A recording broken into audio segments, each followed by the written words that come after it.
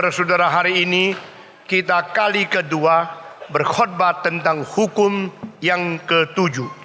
Kita sekali lagi membuka kitab suci dari Keluaran pasal yang ke-20. Keluaran pasal yang ke-20 mulai dari ayat 12 sampai dengan ayat 17 kita membaca bersama-sama. Keluaran pasal 20 ayat ke-12 sampai ayat ke-17. Bersama-sama membaca. Hormatilah ayahmu dan ibumu, supaya lanjut umurmu di tanah yang diberikan Tuhan Allahmu kepadamu. Jangan membunuh, jangan berzina, jangan mencuri, jangan mengucapkan saksi dusta tentang sesamamu, jangan mengingini rumah sesamamu, jangan mengingini istrinya atau hambanya laki-laki, atau hambanya perempuan, atau lembunya, atau keledainya, atau apapun yang dipunyai sesamamu. Kita berdoa sekali lagi. Tuhan, cerahkanlah hati kami dengan kebenaran-Mu yang berasal dari surga. Berilah ketaatan kepada kami dan pengertian kesadaran yang sesungguhnya untuk mau mendengar, mau menjalankan, mau menerima teguran Tuhan untuk hidup kami. Beri kekuatan kepada kami untuk sungguh-sungguh menjalankan semua ini. Dalam nama Yesus Kristus, penebus dan juru selamat kami yang hidup. Amin. Saudara-saudara, minggu lalu kita mulai mengatakan dengan hukum yang ketujuh, jangan berzina. Ini adalah satu hal menyusul jangan membunuh. Pembunuhan itu adalah pelecehan terhadap hidup. Pembunuhan adalah ketidakhormatan terhadap sesama. Pembunuhan adalah memakai kuasa yang tidak ada pada kita untuk menghujat Tuhan. Pembunuhan adalah menghabisin hidup orang lain dengan hak yang kita rebut dari tangan Tuhan.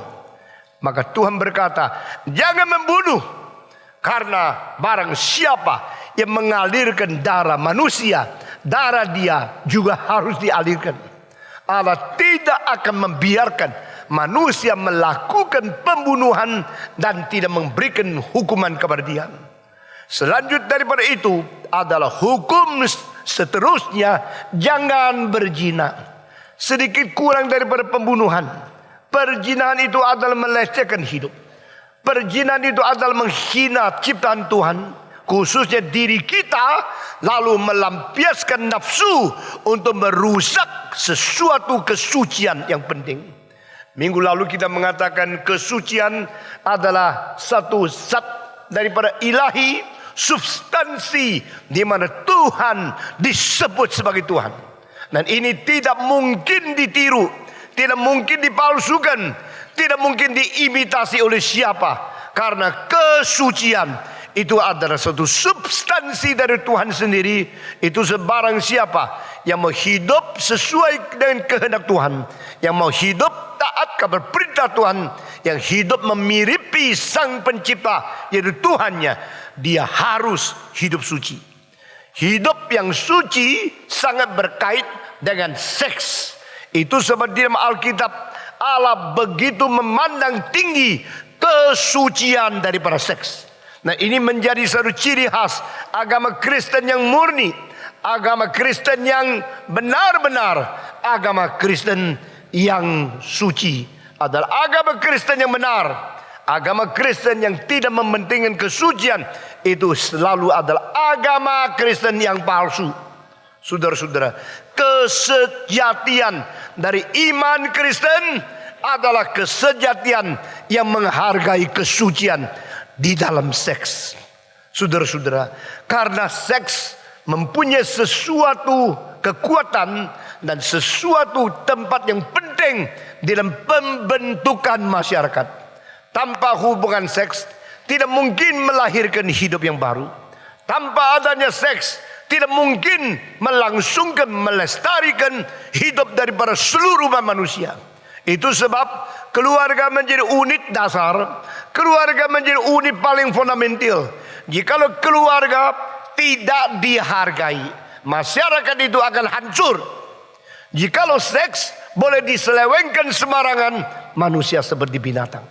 Barang siapa yang tidak menghargai seks, orang itu akan hidup tidak mirip dengan manusia. Dia akan hidup seperti binatang. Saudara-saudara, bahkan binatang pun di dalam hidup seks, meskipun mereka tidak seketat seperti apa yang dijalurkan oleh Tuhan dan dituntutkan oleh manusia, mereka pun tidak menyeleweng seperti manusia yang memakai kebebasan melampiaskan nafsu yang tidak karu-karuan dan tidak bertanggung jawab. Di dalam binatang, engkau tidak melihat mereka begitu keji seperti manusia yang main birahinya tanpa batas. Saudara-saudara sekalian, karena keluarga itu unit dasar, karena keluarga itu unit yang penting, unit fundamental, pembentukan dari masyarakat, pembentukan dari negara, mulai dari keluarga. Maka hidup berkeluarga itu adalah hidup yang harus dijaga dengan ketat. Hidup berkeluarga adalah hidup yang melangsungkan kehendak Tuhan di dalam hidup sebagai manusia. Saudara-saudara sekalian, Tuhan mengatakan kepada kita bahwa suami cintailah istrimu. Dan Paulus berkata, waktu saya bicara dengan suami mencintai istri, saya sedang membicarakan tentang misteri antara Kristus dan gerejanya. Kristus bagaimana mencintai gereja.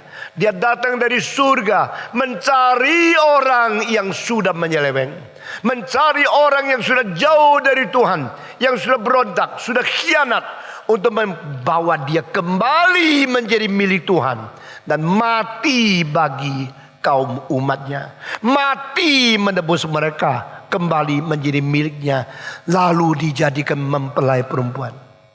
Gereja adalah mempelai perempuan dari Kristus yang adalah sang mempelai lelaki.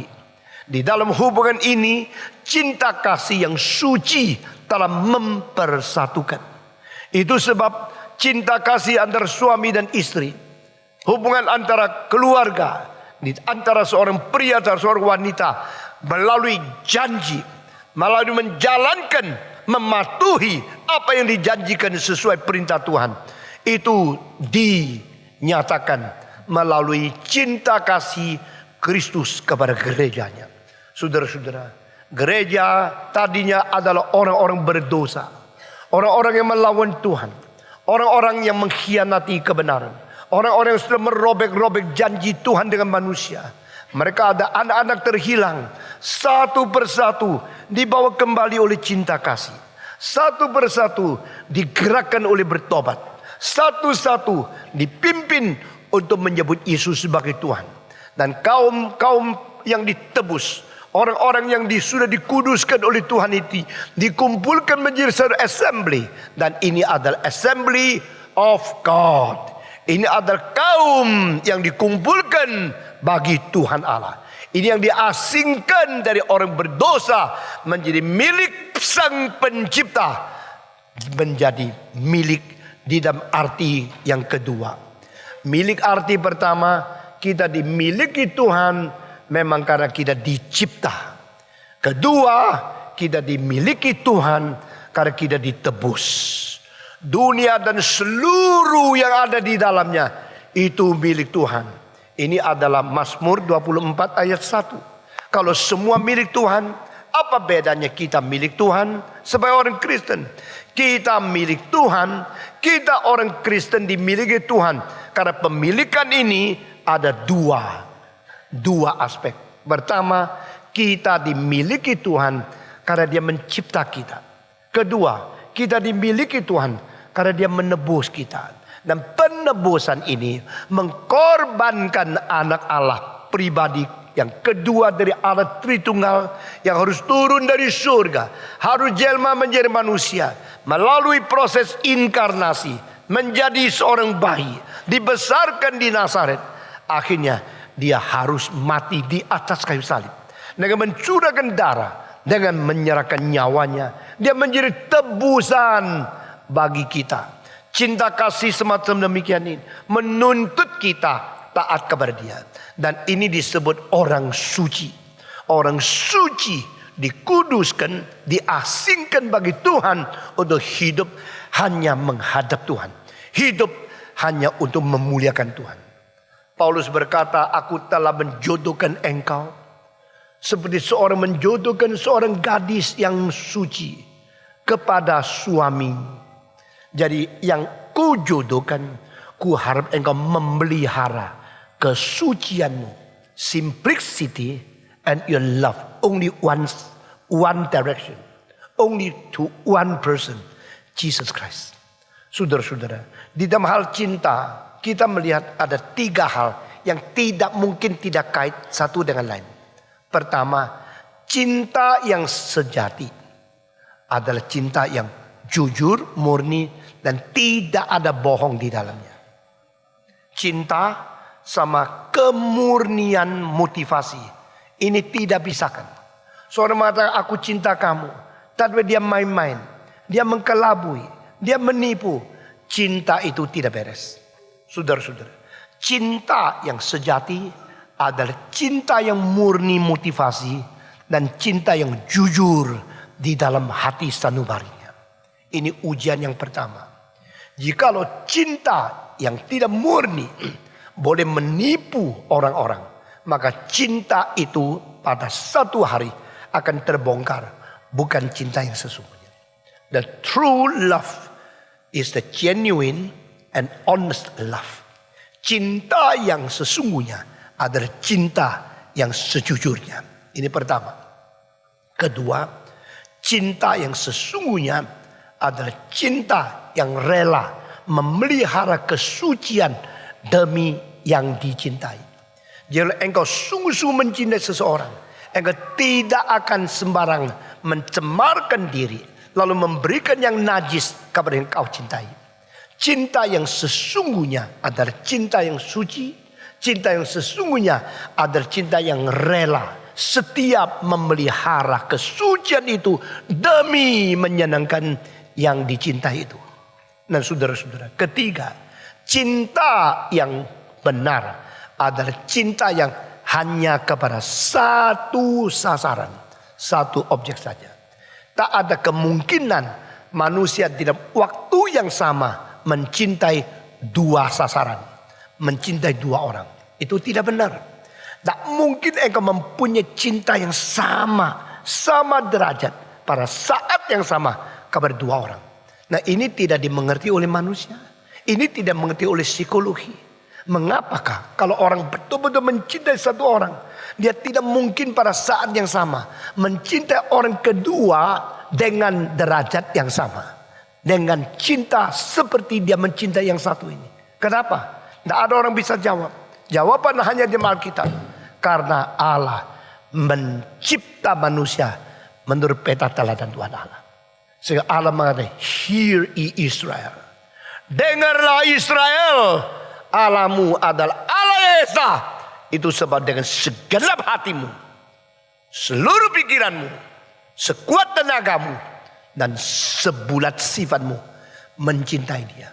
Berarti one to one. Allah adalah Allah yang esa.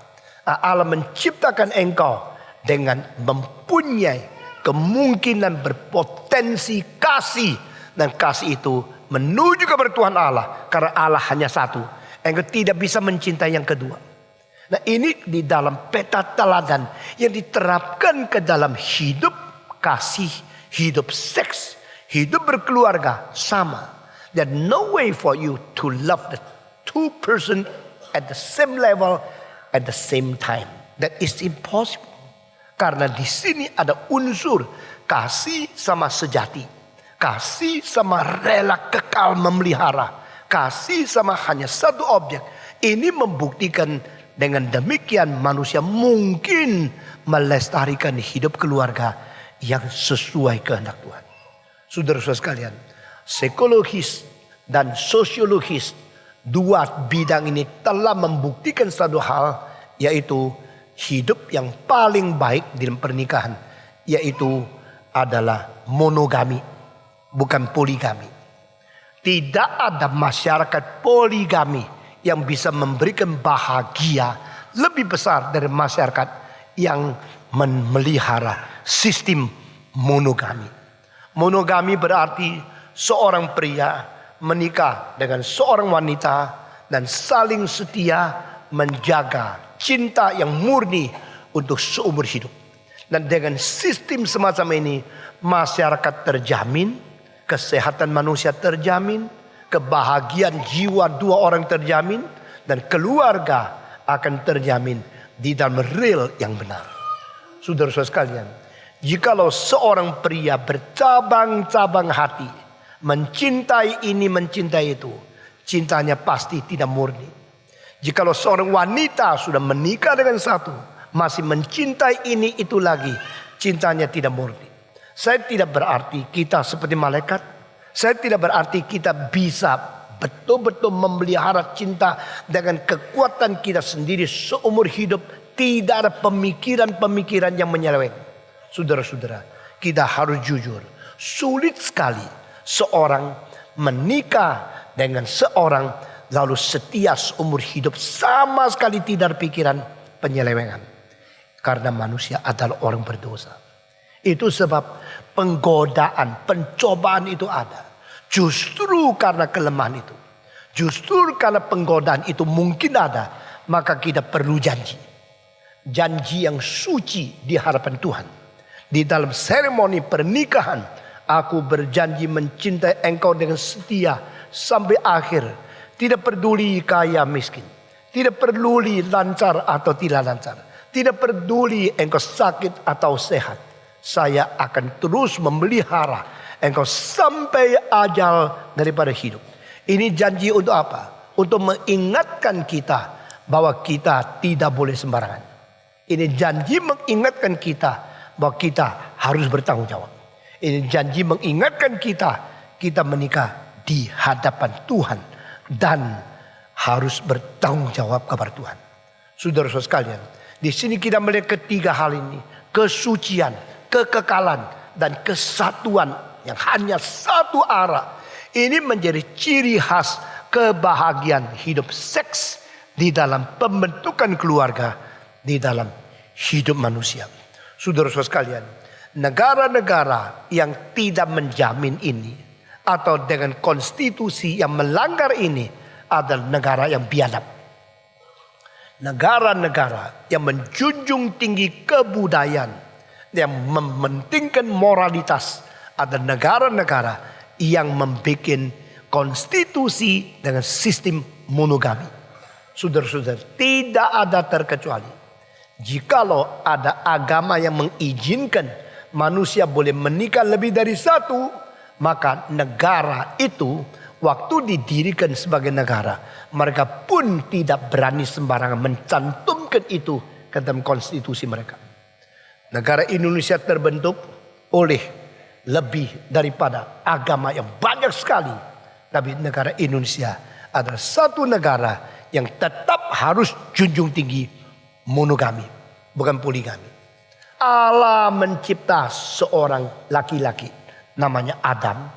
Allah juga menciptakan seorang wanita namanya Hawa. Satu Adam, satu Hawa. Lalu kalau Allah memerintahkan engkau boleh menikah 3, boleh menikah 4, boleh menikah 5. Kenapa Allah cuma cipta satu orang wanita? Wanita mempunyai kesempitan hati yang sangat perlu. Wanita lebih sempit hati, tetapi mereka memang diberikan cara seperti ini untuk memelihara kelestarian daripada satu keluarga. Dan demikian, ibu-ibu itu selalu mengikat. Ibu-ibu itu selalu menjadi satu kekuatan untuk menjadikan keluarga itu bisa hidup di dalam keamanan. Saudara-saudara sekalian, dengan begini kita melihat Allah memberikan perintah jangan berzina. Ini adalah untuk kebaikan umat manusia. Dan Tuhan yang telah menciptakan fungsi seks untuk boleh manusia menikmati seluas mungkin, sebebas mungkin. Seperti apa yang saya katakan minggu lalu, tidak ada postur daripada binatang yang lebih mengakibatkan kenikmatan seks melampaui manusia. Manusia mempunyai cara gerak badan dengan postur yang kemungkinannya itu berpuluh-puluh, beratus-ratus, beribu-ribu kali lebih lincah dari binatang. 2 tahun yang lalu saya membawa pendeta-pendeta penginjil pergi ke Beijing dan melihat salah satu acara akrobatik show daripada itu traditional Chinese. Pada waktu itu engkau melihat kelembutan tubuh dan kemungkinan mereka begitu tinggi tekniknya mempermainkan segala sesuatu, sangat mengagumkan. Nah saudara-saudara, di dalam postur yang mungkin kita gerakkan seluruh tubuh kita dengan desain yang begitu canggih dari Tuhan, manusia mempunyai kemungkinan menikmati seks berpuluh-puluh kali lebih daripada binatang. Dan kalau engkau masih tidak puas, engkau masih main-main, maka Tuhan akan hajar engkau. Karena seorang laki-laki yang mencintai seorang perempuan, lalu saling setia sampai akhir, bagaimanapun dia main seks antara 2 orang, tak mungkin mendapat penyakit kelamin. Bagaimana kuatnya engkau main seks? Bagaimana bebasnya engkau main seks? Asal engkau main antara suami istri di dalam pernikahan yang resmi sampai mati, tak mungkin engkau mendapatkan penyakit seks. Tetapi kalau engkau sudah main dengan orang kedua, orang ketiga, orang lain, maka engkau memberikan lowongan untuk kemungkinan menjadi penyakit kelamin landa kepadamu. Saudara-saudara, laki-laki yang main dengan pelacur lalu membawa kumannya, membawa benih penyakit seks untuk menularkan kepada istri, dosamu besar sekali. Perempuan-perempuan yang tidak setia kepada suami, main di atas tempat tidur dengan laki yang lain, lalu menularkan kepada suami yang suci, itu sangat besar dosanya. Saudara-saudara, saya harap kita yang menjadi suami suci menjadi teladan, dan menjadi istri suci taat kepada suami. Sebagaimana Kristus mencintai gerejanya, rela berkorban untuk menyatakan cinta yang sejati. Sehingga gereja yang mengerti cinta semacam ini seharusnya taat untuk membalas cinta kasih dari Tuhan. Biar kita menjalankan seperti ini. Kadang-kadang kita percaya betul-betul suami kita baik, ternyata tidak. Kadang-kadang kita percaya istri kita betul-betul suci, ternyata tidak. Terlalu banyak meragukan, itu berdosa. Terlalu percaya juga susah. Ada satu cerita mengatakan, jikalau seorang betul-betul suci seumur hidup, lalu sampai surga, boleh naik Rolls Royce. Kalau menyeleweng, naik sepeda. Menyeleweng lebih baik lagi, jalan kaki. Saudara-saudara, lalu seorang suami yang cinta istrinya, sungguh-sungguh mencintai istrinya, lalu dia sampai di surga karena istri sudah mati duluan. Begitu dia sampai di situ, engkau seumur hidup suci terhadap nyonyamu, maka ada Rolls Royce. Ini omong kosong ya, saudara-saudara. Ada Rolls Royce yang disedia bagimu. Dia bawa Rolls Royce terus cari, wah jalannya di surga banyak. Dia mau menemukan istrinya bagaimana. Akhirnya di beberapa jalan sudah dia menemukan nyonyai naik sepeda. Saudara-saudara, dia baru tahu nyonya saya tidak sesuci seperti saya kepada dia. Ada orang yang meragukan orang sehingga bagaimanapun tidak bisa percaya. Saudara-saudara, kalau engkau meragukan orang lain dan tidak berdasar, itu menyusahkan diri sendiri. Ada seorang laki-laki, dia selalu curiga karena dia jauh lebih tua dari istrinya. Istrinya jauh lebih muda, lebih cantik. Waktu masih muda, dia tidak ada psychological problem. Tapi waktu dia tua, dia merasa, wah sulit. Saya sudah tua, nyonya masih muda. Apakah dia setia sama saya? Lalu setiap kali nyonya dia pulang, dia cari bajunya. Ada rambut orang laki-laki atau tidak. Dipeluk sama siapa atau tidak. Dan dia cari. Kalau ada satu, nah sama siapa lu? Ini buktinya engkau dipeluk sama laki-laki. Saben hari gini, sang istri itu bohwat sama dia. Sesudah pulang bukan dicintai, dicari-cari rambut. Ya, daripada atas sampai bawah. Ada rambut tak? Engkau sama orang lain. Satu hari dia cari setengah jam, tak ada rambut. Dia nangis.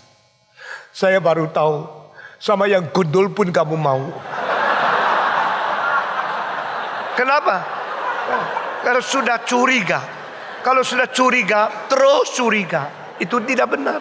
Saudara-saudara, di dalam keluarga, mari kita memelihara saling percaya.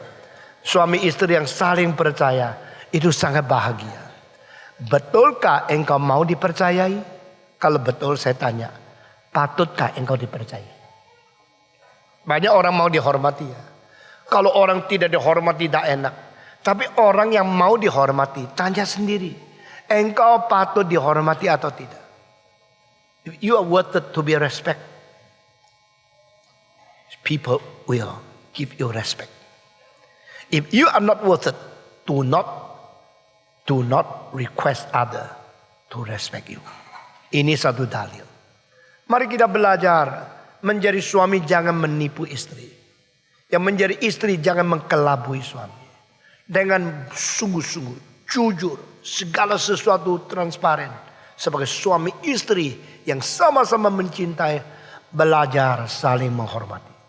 Saudara-saudara, memang Alkitab mengatakan air akibat curian itu lebih manis. Air biasa kurang manis. Karena sudah bayar, mahal baru minum. Tapi air curian yang tidak bayar itu lebih manis. Banyak orang menikmati seks yang manis karena seks curian. Karena seks yang tidak wajar, tidak jujur, yang tidak sah. Di dalam menikmati seks yang tidak sah, engkau rasa lebih manis. Tetapi manis dulu mengakibatkan kepahitan yang tidak habis-habis seumur hidup. Engkau orang bodoh. Saudara-saudara, waktu saya masih kecil, saya selalu dibelikan zaitun di Tiongkok. Zaitun itu ada olive. Zaitun itu adalah kanan. Nah saudara-saudara. Nah ibu saya mengatakan, coba lihat. Buah ini lain sama yang lain. Kenapa lain sama lain? Beberapa ciri khas. Waktu engkau begitu makan, pertama-tama rasa kecut, rasa tak enak. Dan bijinya itu tajam sekali, lincip, tak hati-hati bisa tusuk itu daging dari gigimu. Maka engkau waktu makan itu harus memperhatikan bagian yang lincip dari dalamnya. Nah ini waktu makan rasa tak enak. Waktu makan rasa tak enak sekali rasanya. Tetapi setelah selesai kunyah, setelah mereka telan, baru mulai rasa manisnya, enaknya, pelan-pelan menyusul. Inilah bedanya buah.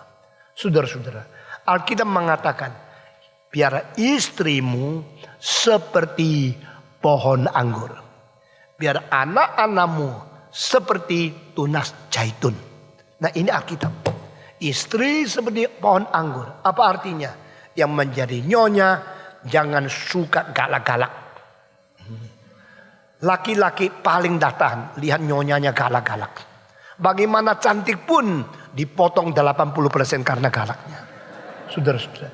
Perempuan yang lembut, perempuan yang seperti pohon anggur. Itu bagaimanapun cantiknya itu tidak bisa diganti dengan kosmetik.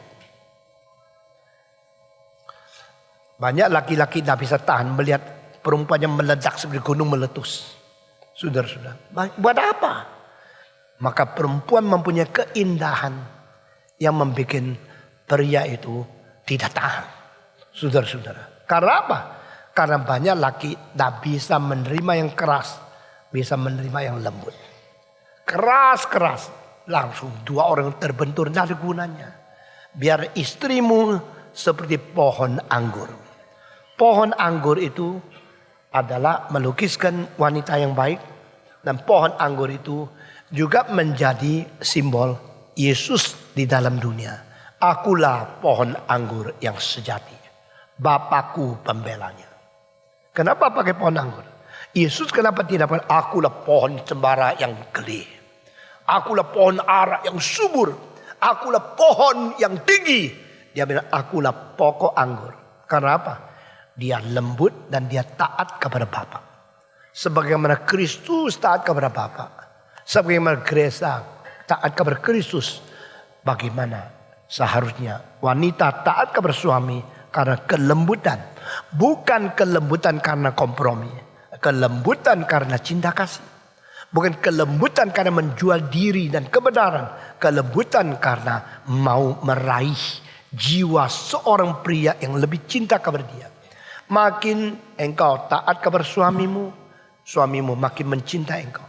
Engkau makin mencintai istrimu, istrimu makin rela taat kepadamu. Ini dalil.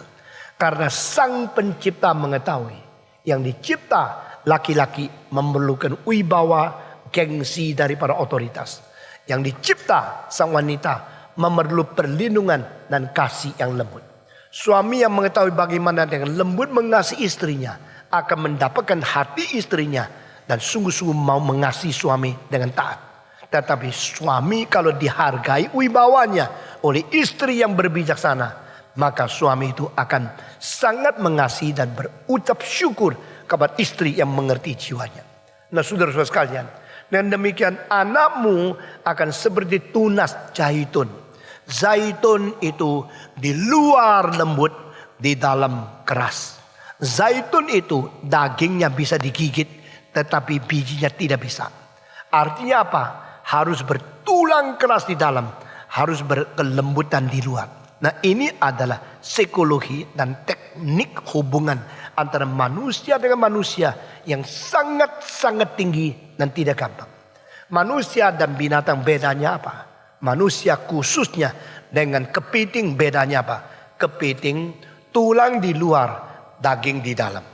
Manusia daging di luar, tulang di dalam. Semua ikut saya, 1, 2, 3. Kepiting tulang di luar, daging di dalam. Manusia tulang di dalam, daging luar. Jadi kalau dua orang tabrak, bagaimana? Tidak apa-apa. Karena apa? Dagingnya lembut. Jadi ada shock breaker. Ya. Kalau tabrak, brong, ada shock breaker. Jadi tidak apa-apa.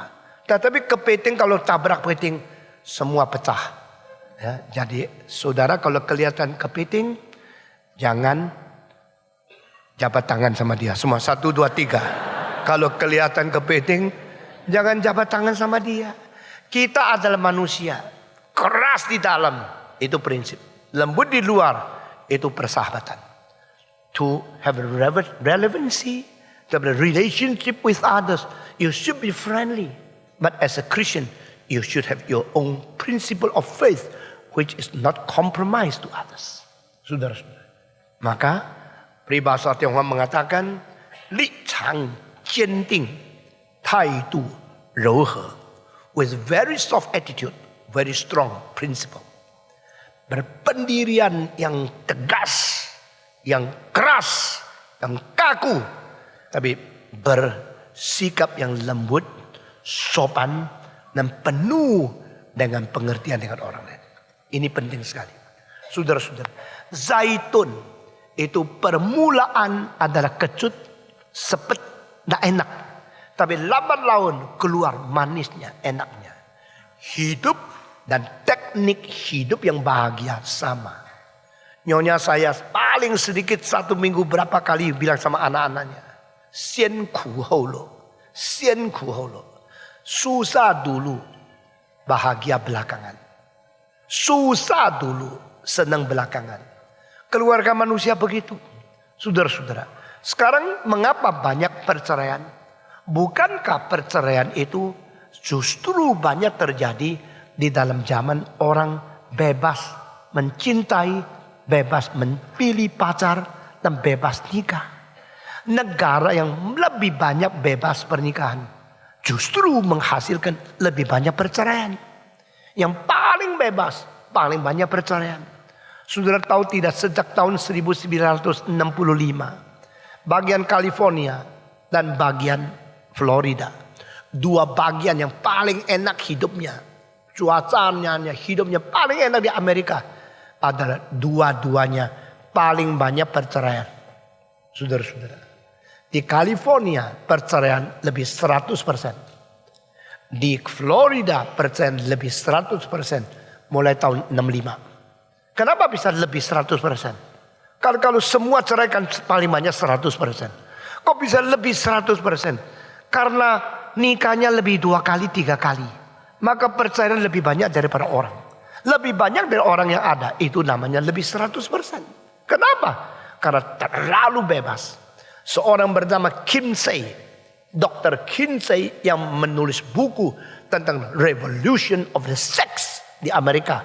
Mengakibatkan kebebasan seks yang tidak terkontrol.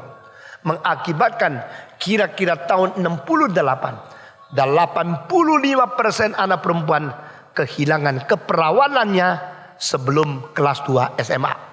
Saudara-saudara, 85% perempuan sudah tidak lagi perawan waktu mereka umur 16. Di mana mainnya? Lebih daripada 60% mainnya di belakang mobil. Manusia pemuda bawa mobil, bawa girlfriendnya sampai di tempat yang sangat sepi, mulai main. Dua-dua loncat ke belakang. Di tempat duduk belakang, mereka buka baju. Saudara-saudara, lost virginity, kehilangan keperawanan mereka pada waktu 16. Manusia yang bebas seks akhirnya mendapat bahagia? Tidak. Makin bebas seks, makin banyak perceraian. Makin menikmati seks, makin mendapatkan kepahitan hidup. Manusia bermain-main. Tuhan berkata jangan berzina. Kalimat ini menjamin kami nanti memberikan satu perintah yang menjaga kelestarian hidup umat manusia dan menjamin bahagia keluarga. Saudara-saudara, di dalam masyarakat kuno manusia tidak berhak memilih pacar sendiri. Tidak berhak cinta dengan orang yang dia sukai. Karena keluarga, orang tua yang mempunyai hak seperti diktator menentukan engkau sama siapa, engkau sama siapa.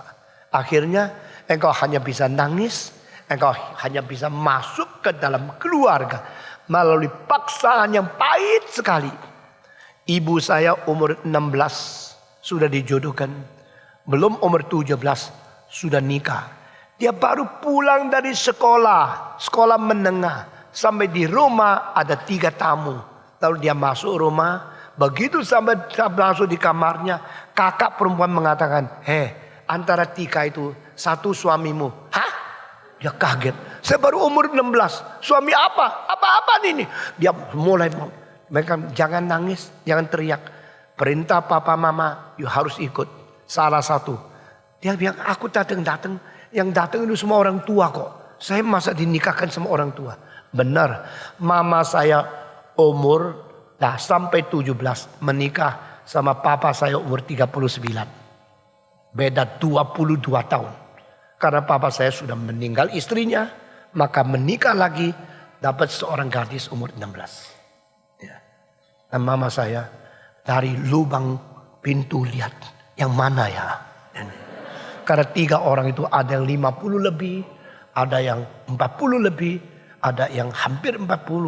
Dan dia kata mungkin yang agak muda itu. Tapi saya baru belasan tahun dipaksa nikah. Bawa datang barang-barang penuh sekali. Ini adalah barang untuk menjadi hadiah, untuk mendapatkan engkau. Engkau saya begitu gampang memperbolehkan. Tapi mereka tahu. Ini laki-laki yang baik. Ini laki-laki yang sungguh-sungguh mempunyai usaha. Mempunyai karya. Mempunyai nama yang baik. Istrinya meninggal. Menikah sama dia.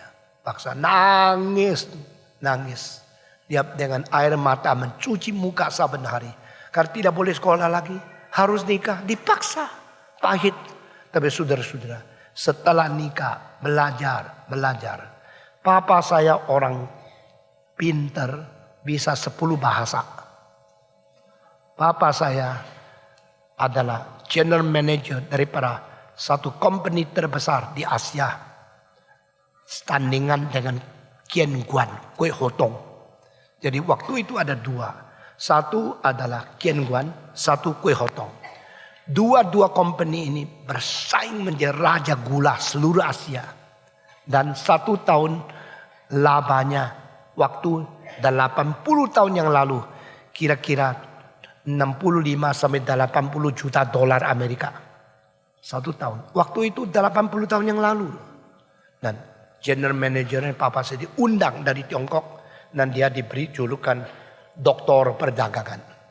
Papa saya karena bisa bahasa Belanda, bahasa Inggris, bahasa Perancis, bahasa Chinese, bahasa Indonesia, dan bisa bahasa Jepang, bisa Hokkien, bisa juga bicara Swatau, Shanghai, Cantonese. Dia 10 bahasa, maka lincah sekali, hebat sekali. Akhirnya anaknya kurang lincah dan kurang pintar.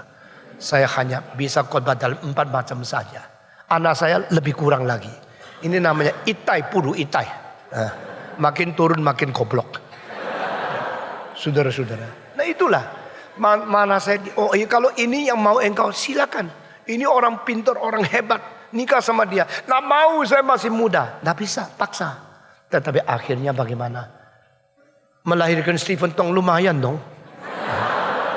Makanya saudara-saudara, mula kecut nggak apa-apa. Asal akhirnya manis. Ya. Kalau mulanya terlalu manis, akhirnya pecah belah. Jadi saudara-saudara, banyak negara, banyak masyarakat yang cintanya terlalu bebas, akibatnya tidak baik. Banyak perceraian. Banyak pernikahan yang permulaan tidak baik, akhirnya baik. Banyak orang yang diizinkan Tuhan harus gagal berapa kali, harus patah hati, baru akhirnya menikmati cinta yang sungguh. Jadi hidup kita penuh dengan satu faktor X yang kita tidak tahu. Sebagai orang Kristen selalu berkata Tuhan, yang Tuhan atur saya puas. Yang Tuhan izinkan saya terima. Mengapa kekasihmu yang begitu cantik yang berbaik akhirnya meninggalkan engkau? Mengapa engkau harus mengalami kepedihan, broken hearted yang begitu susah? Itu semua adalah karena Tuhan mempersiapkan engkau susah dulu baru suka sesudahnya. Engkau pahit dulu baru manis belakangnya. Bersyukur kepada Tuhan. Kalau Tuhan sudah memberikan, biar kita belajar hidup suci, hidup puas, hidup mendapatkan janji kepada Tuhan. Jangan berzina. Saudara-saudara, perzinahan tidak pernah membawa bahagia. Kenikmatan seks di luar jalur memberikan rangsangan kesenangan sementara, tapi akibatnya tidak baik. Itu merusak keluarga, itu membuat hati nuranimu tidak habis-habis menurut engkau sampai selama-lamanya. Itu membuat anak kita tidak melihat contoh yang baik. Itu membuat pecah belah daripada jiwa kita yang tidak taat kepada Tuhan dan mengakibatkan rumah tangga kita tidak bermutu dan tidak berkesaksian. Saudara-saudara, 3 hal yang mengakibatkan manusia tidak terlalu berani cerai. Banyak suami istri saling kurang puas, tapi akhirnya tetap tidak berani cerai. Karena apa? Ada 3 tekanan yang besar mencegah manusia cerai. Pertama adalah religious pressure. Kedua adalah social pressure. Dan ketiga adalah family pressure. Pertama adalah religious pressure. Karena apa? Saya adalah orang beragama. Agamaku tidak mengizinkan saya bercerai. Itu sebab karena ikatan agama kita tidak sembarangan berani bergerak. Nah ini adalah cara pertama. Kedua, social pressure. Keluarga kita besar. Masyarakat kalau tahu saya bercerai, nama reputasi saya akan hancur. Jadi tekanan dari masyarakat bikin keluarga tidak berani sembarangan bercerai. Ketiga, family pressure. Orang tuanya atau ada anak atau family kita bikin kita tidak berani. Nah saudara-saudara, ini semua pressure yang mengakibatkan orang tidak berani bercerai hanya merupakan anugerah umum dari Tuhan. Kalau tidak ada anugerah umum menahan, kalau tidak ada anugerah umum mengekang, maka manusia selalu berkebebasan di luar jalur. Itu sebab kita bersyukur kepada Tuhan kalau ada yang mengekang. Tetapi ada orang tidak, ketiga hal ini semua tidak takut. Dia tidak takut lagi Allah, tidak takut lagi manusia, tidak takut lagi istri, anak dan keluarga. Tidak takut lagi mertua atau family. Akhirnya ketiga tanggul jebol semua. Manusia mulai bercerai. Saudara-saudara, kiranya Tuhan memelihara kita. Memelihara hati yang takut kepada Tuhan. Takut kepada sesama manusia. Takut kepada akibat-akibat.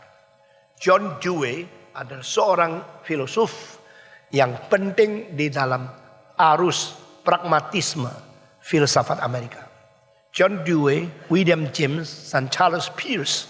Ketiga tokoh ini yang mempelopori pragmatisme sebagai satu arus filsafat yang baru abad 20 di Amerika. John Dewey menulis satu buku yang namanya The Revolution of Philosophy. Dan di dalam etikanya dia mengatakan satu kalimat. If you think about what will happen as a result of your action, you will be very careful of what you do. Nah, saudara-saudara, ini menjadi dalil etika yang paling penting dari filsafat Dewey, yaitu memikirkan tentang apa akan menjadi akibat. Itulah menjadi daya tahan engkau bermoral dan berkebebasan. Dan bagi saya waktu mempelajari ini, saya lihat sebenarnya itu sudah ada di Alkitab. Itu bukan penemuan John Dewey. 3.450 tahun sebelum Dewey mengatakan kalimat golden rule itu sudah terdapat di dalam ayat, di dalam pasal 34 dari Deuteronomy, ulangan di dalam kalimat dari Musa. Sebelum Musa meninggal dunia, aku mengharapkan umatku memikirkan apakah akibat kelakuan mereka. To rehearse, to presuppose, to imagine what will happen finally. It will cause you to be careful of your action. Saudara-saudara, banyak orang, saya mau gini, ya itu gini. Dapat. Pokoknya. Istilah pokoknya, istilah mau gini ya gini. Sewenang-wenang. Adalah orang tidak pernah memikirkan kalau mereka melakukan sesuatu. Akibatnya apa? Tidak dipikirkan. Pikir yang panjang silakan. Orang Tionghoa mengatakan san si hou xing. Pikir 3 kali baru lakukan. Yang mau cerai selalu tidak pikir 2 kali. Hanya pikir saya mau senang. Saya dapat perempuan yang lebih cantik. Saya akan menikmati satu perasaan seks yang lebih segar. Sama istri sudah bosan. Lalu engkau pergi. Biar engkau pikir lagi. Kalau engkau cerai, bagaimana perasaan istrimu? Bagaimana janjimu dengan Tuhan? Bagaimana anakmu akan diperlakukan? Bagaimana dia menghadapi pencemoohan daripada kawannya? Bagaimana dia akan menghadapi hari depan? Pikir akhirnya biar orang memikirkan tentang kemungkinan akibat yang terburuk. Mengakibatkan dia mengatakan, oke, saya tidak jadi cerai. Saudara-saudara, kita harus menghargai pernikahan. Kita harus menghormati perjanjian. Kita harus saling percaya dan saling memperbaiki. Saudara-saudara, selalu kita pikir kalau sudah ganti yang baru, beres. Tidak. Ganti yang baru, mungkin tidak beres. Malah lebih cilaka lagi. Keluar daripada lubang serigala, masuk lubangnya buaya. Saudara-saudara, engkau kira ini istri saya sudah bosan. Engkau kira kalau perempuan yang lain lebih baik. Perempuan yang lain senyumnya menarik. Karena engkau belum tahu meletusnya bagaimana. Belum tahu gunung meletus yang di bawah laut. Kalau meletus lebih dahsyat. Jangan kira istrimu tidak baik. Manusia yang menikah sebelumnya belum pernah hubungan seks. Belum pernah nikah. Selalu jiwanya lebih bersih. Karena anak gadis pertama kali nikah, dia murni sekali. Tapi engkau sudah sukses, engkau sudah menjadi seorang yang kaya, sudah mempunyai uang, harta, rumah yang banyak. Baru ada orang bilang, aku cinta kamu. Hati-hati. Dia cinta kamu atau cinta kekayaanmu belum terbukti. Saudara-saudara, saya membaca satu makalah waktu saya umur 15. Wah, bagus sekali. Jikalau aku orang kaya. Judulnya itu. Jikalau aku adalah orang kaya. Banyak yang saya baca lupa semua. Ingat 2 saja. Jikalau aku orang kaya. Aku tak pernah tahu roti yang diganti dengan keringat yang kerja setengah mati. Berapa manisnya. Ya. Saudara-saudara, sama-sama roti. Tapi yang kerja setengah mati 1 hari kerja dapat 25.000. Lalu beli roti. Manis luar biasa. Orang yang kaya sekali saben hari makannya hijit apa saja. Dikatakan, tidak enak. Kalau aku orang kaya, aku tak pernah tahu roti yang diganti dengan keringat yang kerja setengah mati. Berapa manisnya. Saya sangat terkesan.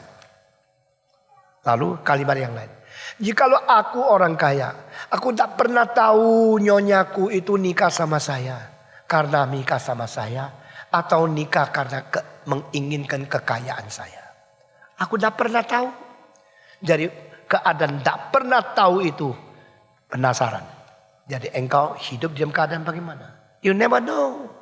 No money, no sex. Nah, ini kalimat modern ini, saudara-saudara. And no money, no marriage. Jadi orang nikah mau apa? Mau apa? Saudara saya dari kecil hidup sederhana. Sampai sekarang. Waktu saya sama pendeta-pendeta pergi ke Eropa 8 hari. Berapa tahun ya kira-kira 6 tahun yang lalu.